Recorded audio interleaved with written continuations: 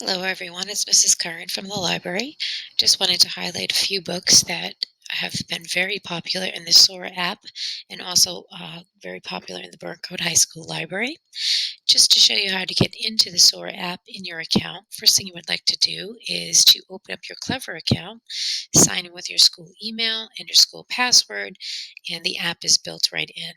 Remember, any app book you can't find in the Soar app, please be sure to ask me, and if we don't have it in the Burncode High School Library, we will certainly get that for you from the public library and also get you a public library card if you don't have one of those as well. So stop by. So first, let's see what's in the Soar app.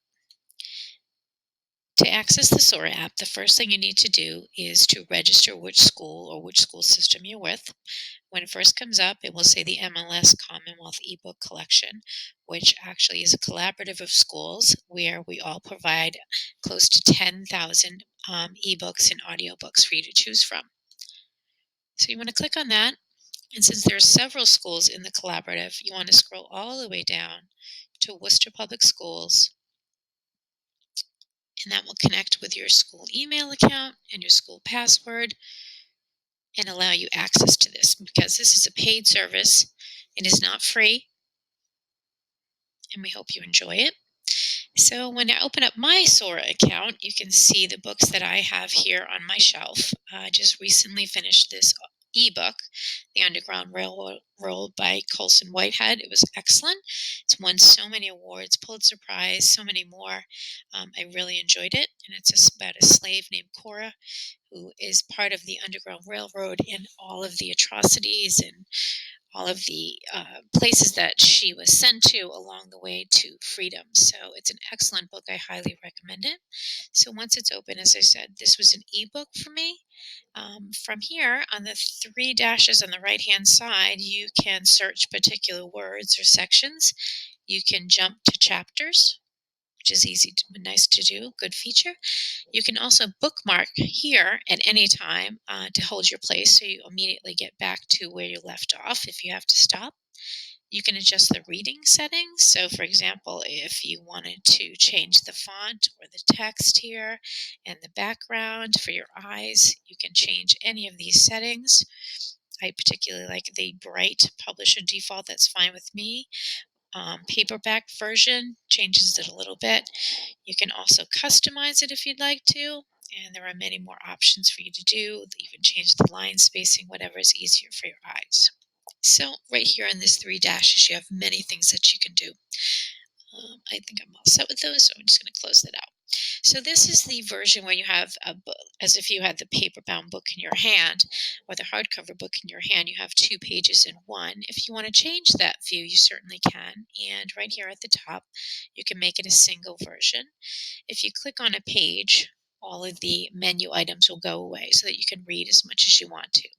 When you're done, just click on it somewhere towards the bottom again, and you can close out if you'd like to. The other thing that I liked about the Sora app is that if I had to look up a word, I could highlight it.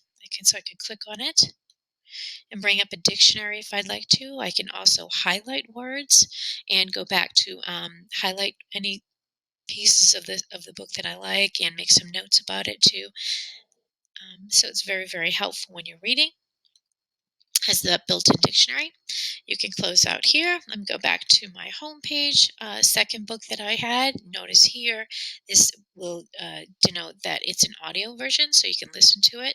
In fact, I have it on my iPhone. If you'd like to put these apps on your phone, they are free. You can go to the Google Play Store or the Apple iTunes Store and just download this for free. And again, access it in the same way by your school email and your school password. So it's pretty easy to use. So when I go back to my loans, these are the last two that I have been reading, which I really, really liked. If you go on the home button and click explore, every few weeks this will update. For example, this is National Hispanic Heritage Month. It'll end very soon, but it puts together a collection of great books from Hispanic writers, and you'll find many, many great stories there. If that doesn't interest you, you can go down and you can explore even more subjects if you'd like to. For example, I know that my next book that I'm going to be getting into is historical fiction, and I am going to put a hold on it. It is The Tattoo Artist of Auschwitz. Here it is. So notice here, I want to place a hold on it because it's very popular. It's brand new. Whereas other books, when you look at them, they're ready to borrow. You can download them immediately. But if I want to place a hold on a book, I can just click on it, and it puts me on the waiting list. In fact, it'll even tell you like how long I have to wait, how many people are in front of me. So that's really, really nice. Okay. You can also go back, check out some more subjects on the Explore button, and I really like to play around with that. As you go down, here's another curated collection all about cooking and famous chefs. So if you're into that, that might be something you want to check into. Mythical Creatures is another curated selection. As you go down, you'll see this new section available now. So these are things you do not have to wait for. And remember, you'll see an audio version or an ebook version. And here's another 4,500 books. So it has so much. These are new audiobook editions, which are great. So every time new books are added to the collection, it will highlight them. So feel free to look through them. And again, as I said, every few weeks, these curated pages will change. Also go to the top and search for a particular genre of books. For example, you can do comic and graphic novels, which I know are very popular with students, and see what that search comes up. And if you look at the top, it gives you an overview of what it found.